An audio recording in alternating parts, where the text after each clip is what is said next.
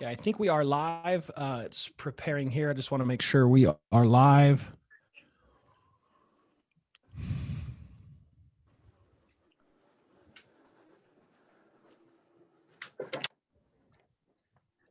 Yep, we are live. Okay.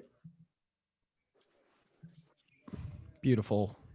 All right, we are live. Hey, everyone. So I want to explain what we got going on here. So as you can see behind me, I am not in my normal recording studio. I'm actually here in my office where I actually do all of my work.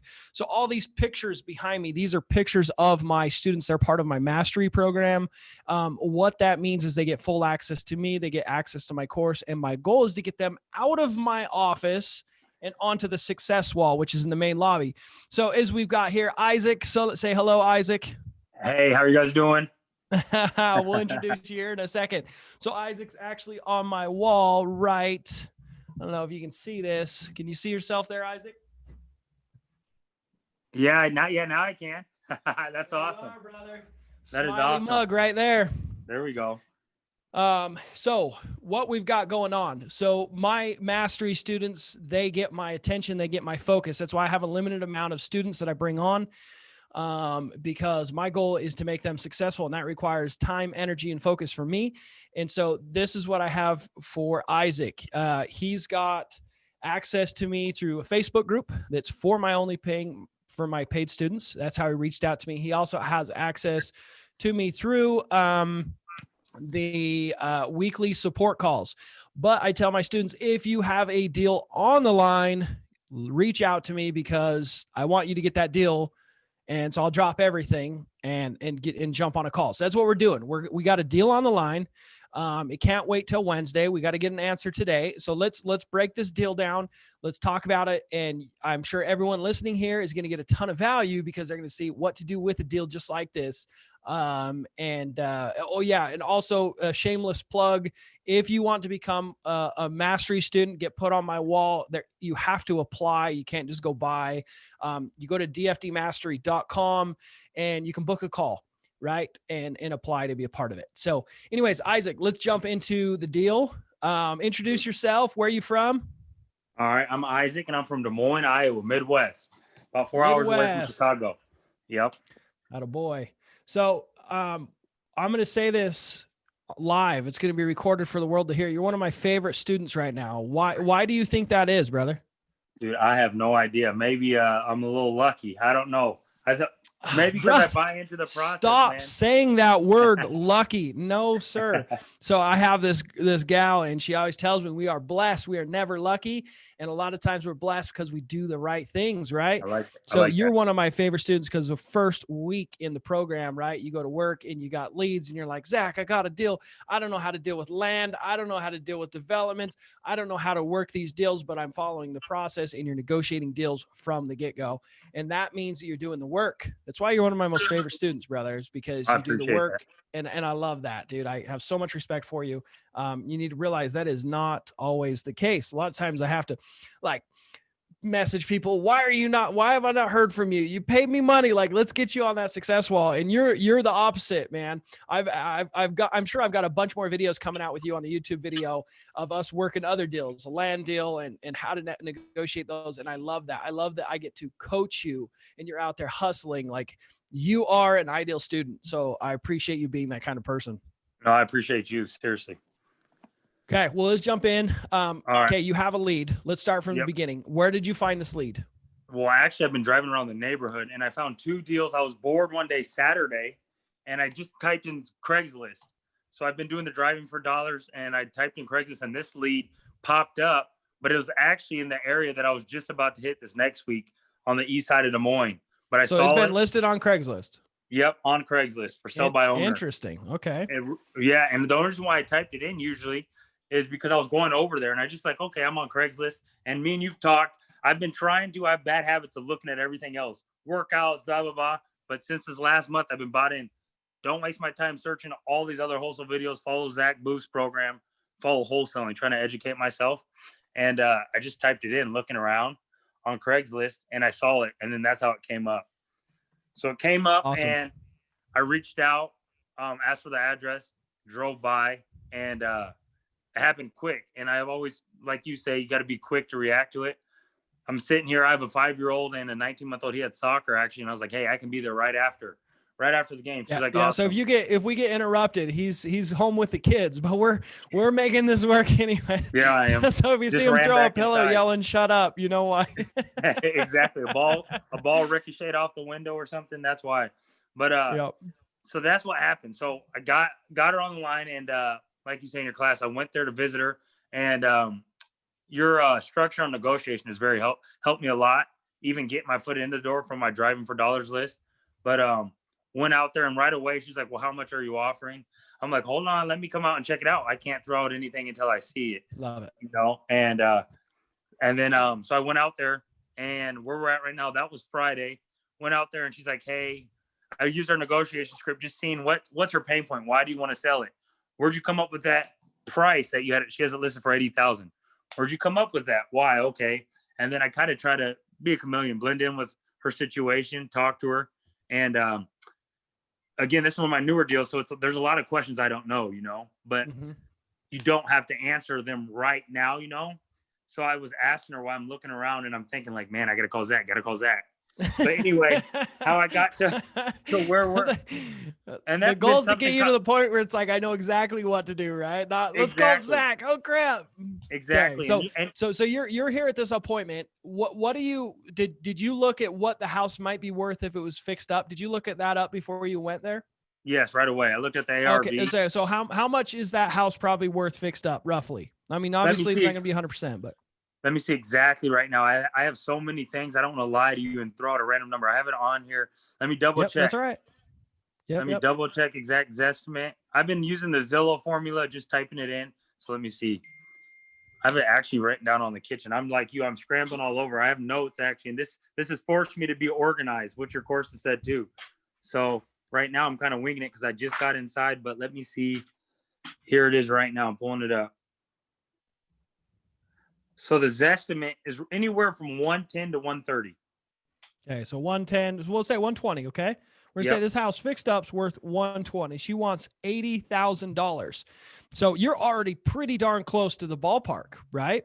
Because if you do the math, let's do the math with everyone here, right? So this is the calculation to figure out what your break-even number is. So you got to negotiate it below this, and whatever you negotiate it below is what your profit margin will be as a wholesale fee. So you take the $120,000, and how did you find that? For these newbies out there that want to figure this stuff out, how did you find that number? Did you just look up on Zillow what houses were sold? Is that what you did?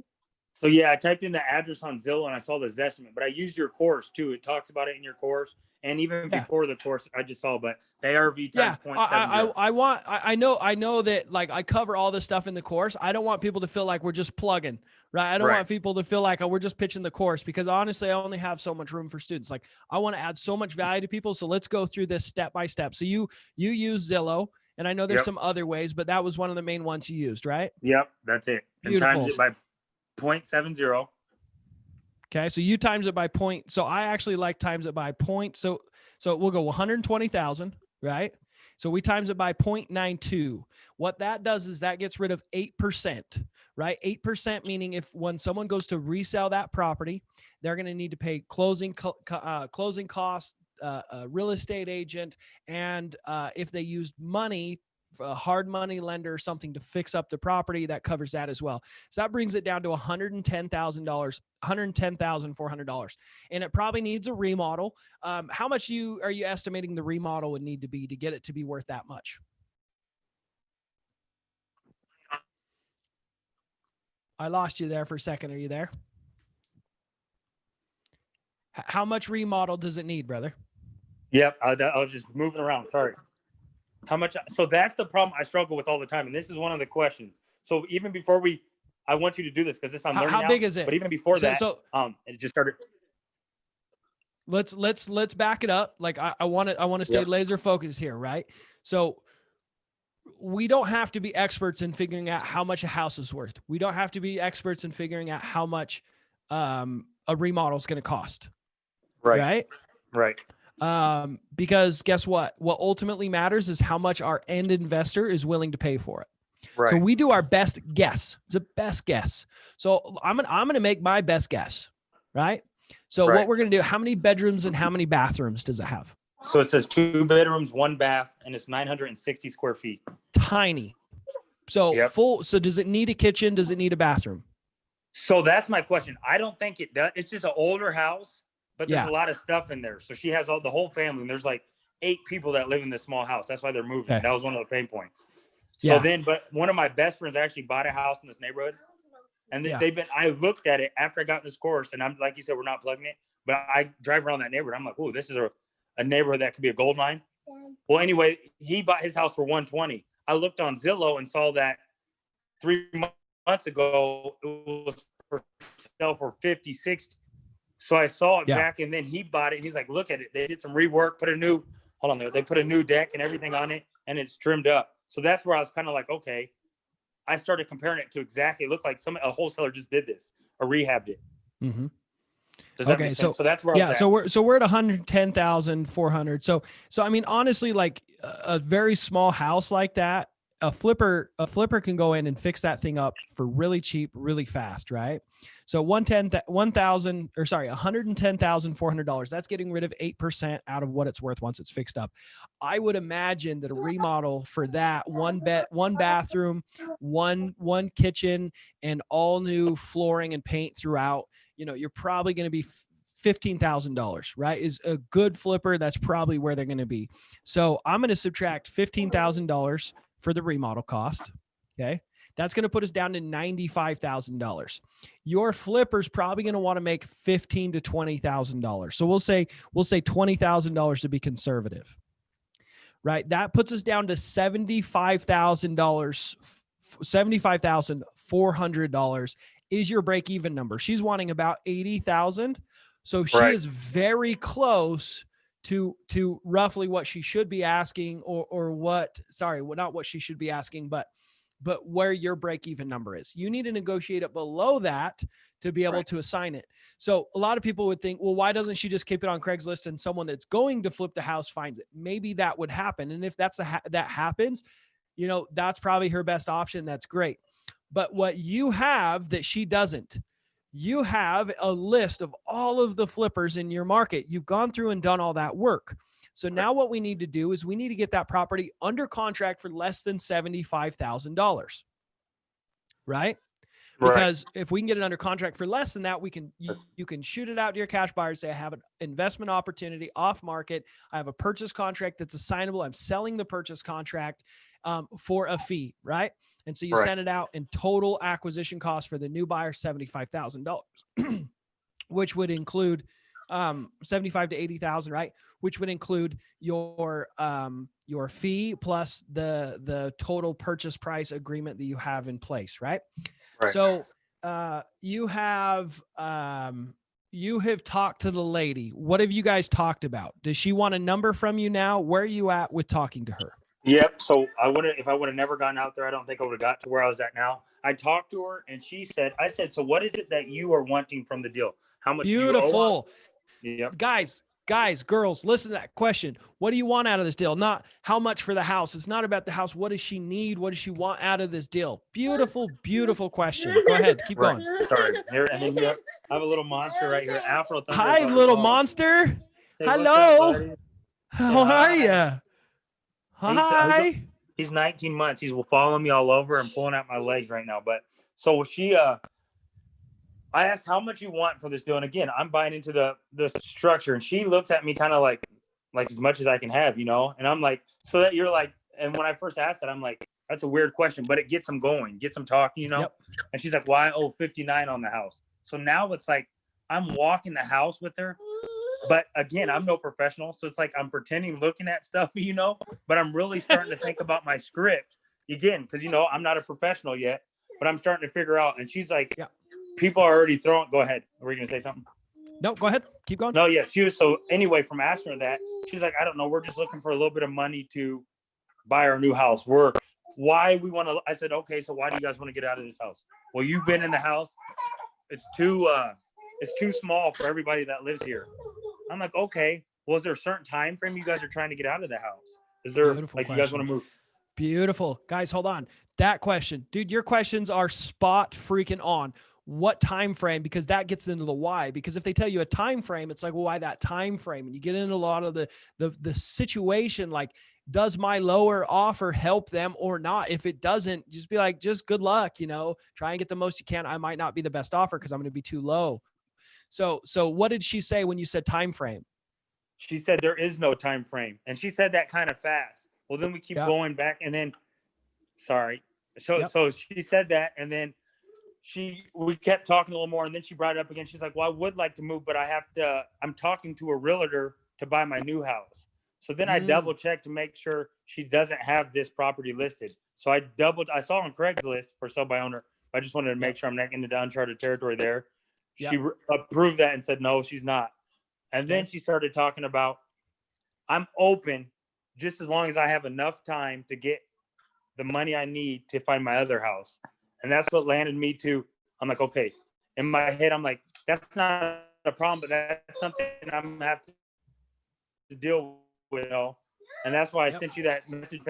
But then the last question I asked her was, how much is it that you're trying to get? And she's like, just enough. So she's not like she had a hard number in her mind, but she said, some people have offered me 60, 65, and that's too low. So I was like, okay. And right, like you said, I'm still thinking I'm in the ballpark. So then that's where I'm like, okay, in my mind, without having to ask that next question, it's like, we're right around the same price now. I just want to make sure I get the last offer in, or I get, where I can try and be the last one to come in and try and knock it out the park. Okay, so this is how I would negotiate this, right? Because the goal is to walk out of there with the contract, right? The goal is not to go have a conversation and then get stuck and then run out. So the goal is to come to what does she need? So she had some things that she said. She's gotten offers at 60 that she didn't take, which doesn't mean that she wouldn't take that amount. But what it does mean is she had other objections too. So maybe if you can solve those other objections and the price point, you can get there. So what I would say is like, okay, so you had those offers. Why didn't you take those offers? Are they just too low, or were there other things like time frame and that kind of stuff, right? Like, I would understand why she didn't take that number. Is it only because of the lower price point?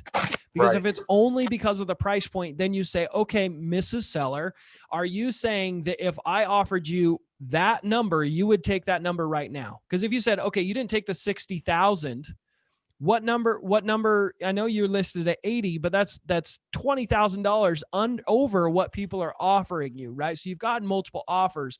I mean, can you work in that ballpark of 60,000, anywhere close to that 60,000? Because that's kind of the range roughly that I'm thinking as well. Like, I don't know for sure, but what do you think about somewhere in that range? What's the lowest you could come if I could solve all your other problems as well, right? She says, okay, well, I could probably come to 65. So he's saying if I did 65,000, Mrs. Seller, you would sign an agreement right now. And she will say no. She will give you your objection, right? She will say no, because I want to make sure that I have, what was her objection? She wants to move into a new house. She wants to have like time frame to find a new place, right? Right. So did she want to buy a new place? Or did she want to like have time to move into a new rental? Where is she going? So she doesn't know that yet. And that's kind of the hiccup.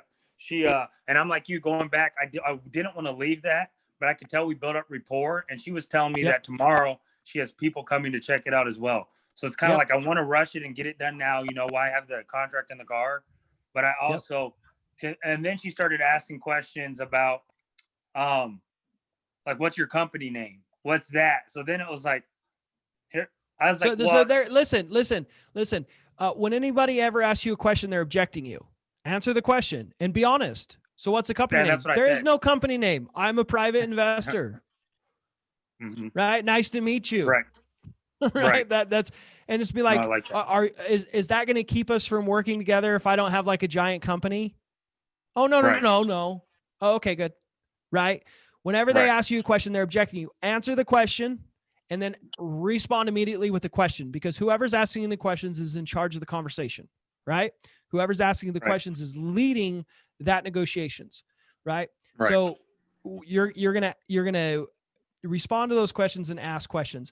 The thing I would have said is, okay, so once we come to an agreement on the price roughly, right? Or you said, okay, so you're saying if I said yes to your number right now, you would say yes. She's going to say no, and she's going to say, no, I need this. You then need to solve that objection. So are you saying if I gave you the price you asked for and we solve that problem with this, you would sign an agreement right now? If she says no again, solve the next objection and the next objection and the next objection, right? Mm-hmm. Until you get to the point where it's like, it doesn't even sound like you really want to sell. Like we keep digging up all these other things. Like, I feel like you're just kind of dragging this on. It's fine if you don't want to sell it to me. I just don't want to keep wasting your time. I like that. No, for sure. Right. For sure. So like when she said, I need a time frame to move out, there is something that we will do. We will allow sellers to stay in a house up to 30 days, right? We do what's called an escrow holdback. So reminder, we're wholesaling these, right? Mm-hmm. So when the new buyer that we assign the contract to closes on them, they keep those people for 30 days. It's out of our hair. We get paid, right? So what we do is we write up an agreement, our purchase agreement, that allows that seller to sell us the house, and we buy that house for X amount. And in there's a clause that allows us to sign that purchase contract. Right. If they need more time to move out after closing, we do what's called an escrow holdback. So we take a few $1,000s of the money that's supposed to go to the seller at closing, and we hold it at the title company. They don't get the rest of that money till they move out on the specific date that is agreed upon between you and the seller. Mm-hmm. Right. So let's say they go, okay, well, we can close on it. We'll give you all of your money except for $2,000 or $3,000. Right. And what that money is if you guys don't move out by X date, that money goes to us so we can afford to be able to deal with helping you guys get out and getting a new place. Right. So notice how I said, help you guys get out. That means eviction. Right. Right. Okay. But you don't have to be so harsh. Right. Right. Or if you guys are out by that time frame, which I'm sure you will be, which is fantastic, that the rest of the money will be released to you. But that way you get a majority of your money, it's legitimate, and you got time and money to find your place, to move out, and all of those things. Would something like that work for you? I'm just throwing out potential ideas, and that sellers would be like, oh yeah, that would work. So then when you send out your contract to cash buyers, you say, I have an assignable purchase contract that allows you to buy this house, right? That'll allow you to close on this house, and blah, blah, blah. You do your marketing according to what your real estate attorney allows you or tells you that it's allowed in your market, right? Right. To sign that purchase contract. Once you find that buyer that makes you your highest offer, you say, hey, there's one contingency in in this purchase contract. They have 30 days to move out after closing. There is money held at the title company. If they're not out by the end of that 30 days, you get $3,000 off the price. It comes back to you. Right? If they are out, they get the money, but you're going to have to sit on this for 30 days. 99.9% of the time, the seller goes, or the buyer goes, that kind of sucks, but okay. Okay. But I don't put that in the initial marketing. Okay. But that's how I help sellers, with the transition of finding a new place and being able to get the deal closed now. Right. Okay. And that was the question. And that's all she said. Okay. I should have got it that day. She called me today and said, hey, want to proceed. And then that was her question is, let me read it for exactly word for word so I don't butcher it. Her question was, so if I provide an earlier date, will I be able to change it to a later date? ? And then will I need to provide a date to have the contract written up? And to me, yes, you need a date so we can get into the contract so I can have a real contract. But then my question to you is, I don't want to say, yes, we can agree to a different date where I have to renegotiate it, because then that will make the buyer. Okay. No, you say, no, what we need to do is we need to find something that works for you, and we come to an agreement on it and put it in place. Right. But It's so important that we make this, your specific time frame. Okay. Right. Perfect. So you're like, listen, I want it to be all about helping you. I'm trying to solve all objections. Yes, I need to make a profit, right? Yes, you could probably make more, but my goal is to make this convenient. Right. I earn my money by making this convenient for you. And that's exactly what you're doing, right? Like someone that's coming in to buy the house for personal residence, they're not going to be able to do this creative stuff, right? We do earn our money, right? We solve problems. We overcome objections. We really understand these people. I absolutely freaking love that you found this from a already listed property, because it shows the potential and opportunities that are available to everyone, to Right. everyone. There are deals galore. It doesn't matter what the market's doing. There's always opportunities to be successful. Shane just said, good luck, Isaac. Well, thank you, Shane. I appreciate it. I So appreciate it. we got some people commenting here. Awesome. Do you have any more questions? I do not. And again, one thing that I've always stayed true to you is I don't ask you questions until the questions come arise, or else I'd be blitzing you with a million questions. Right. So I try and been following to stay what's at hand, you know, get a deal. And that was my other thing with this ARV. It was good to hear you break it down, because sometimes I get caught up on what it is, but I know I can't make anything happen until I get it under contract. And let's say the worst happens, I get it under contract and I'm too high. Well, we go back to the drawing board. But I never get that opportunity to make money unless I get it on contract. Then I call Zach. Hey, Zach, save me again. No, I'm joking. But seriously, though, so I appreciate that. Of course, brother. Well, you've got a deal right around the corner. I just want to, while I've got you on the phone, I just want to make sure you're staying consistent to your marketing. I know this came from a creative way, which is super cool and fun. The funny thing is, my very first deal I ever had under contract was an 8-plex that I found for sale by owner. And I was so close to assigning it. I was just a little too high on the contract because I didn't know how to evaluate the property, right? That got in my way, but it was no skin off my back. I had to cancel the contract. The seller didn't want to renegotiate, which was fine. Right. Mm-hmm. And, I think she still holds that property to this day. I actually checked the other day. Wow. But you know, it didn't work out, and that's fine. So don't overcomplicate it, right? The goal is to do your very best to get them the number that they want, and where you feel pretty confident that you can make a profit, right? The goal is not to be right 100% of the time. The goal is to get better on every single deal. So are you staying consistent to your marketing? Are you sending marketing every week? So I've been in the course, 6 weeks, and I've sent it 3 weeks. So every other week, but with new names. So I fired it up. So I haven't made it all the way to the first cycle yet. I think it's right at 6 weeks when you do the second time around. But so how many addresses are you adding to your marketing list each week? So it's different. I was in the middle of buying a house, and I hate the excuse, guys, but I work from home and I have the 2 boys with me all the time. So we get out every day. We're consistent to driving. So I haven't been a consistent number. Like I have to put 500 in or 1,000, but I've been averaging right around like 600 to 700. And I actually have a buddy out in Arizona that just started adding some for me based off of a beer conversation. So it's like I assigned a driver for free, but it's a buddy while he's trying to learn a little bit. So I got some things, but I've kind of hustling. So I have been consistent for sure, but I've also been working some deals, which not excuse, but kind of lagged my time up a little bit, but it's allowed me to learn. So it's allowed me to make stuff, become more comfortable with the process and go. But I am consistent with the marketing for sure, and the course. Yeah, remember, you and all the people listening and watching this and the recording to this, real estate investing is marketing. We stay consistent to our marketing. We produce leads, and then we learn, right? Just like Isaac's learning is he's producing these leads. He's got a land deal that he's working still, I believe. And this deal and I'm sure others that he's been talking to. So the thing is you can't have that unless you're talking to sellers, unless you're producing leads. And so my main thing that I want everyone to understand is real estate investing is marketing. Doesn't matter if you want to hold the properties, if you want to wholesale the properties, you want to flip the properties. If it doesn't matter what you do with them, you got to find them first, right? And depending on someone else to find them for you, to pay a third party company like that, they have a business, you don't, right? You really don't, because you can't build a team around a marketing plan and a marketing strategy that you don't own, right? That because your business can die in seconds. For sure. With any type of change from that other company. Like for example, a real estate agent is supposed to bring you flips. What if that real estate agent stops doing that? What if that real estate agent finds a different flipper that's willing to pay more and you can't afford it? Like, what happens then, right? So it's so important that you remember to stay consistent to your marketing. And I know you've got lots of things going, Isaac, just like everyone else, right? Everyone has all these things. And I love that you're a family man. I love you've got your 2 boys and you're still hustling, you're still working, and you're still trying to make this work. Like I said, you're one of my favorite students because of that, right?